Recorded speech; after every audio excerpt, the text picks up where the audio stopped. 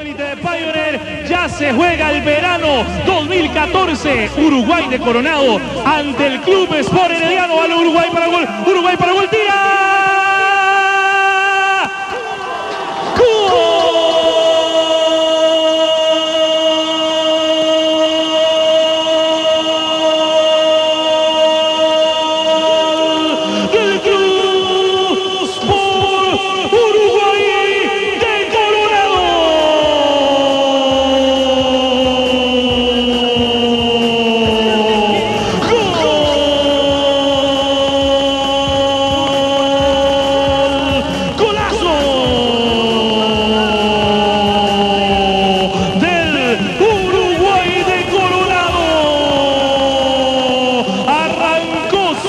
Desatención en la defensa del Herediano.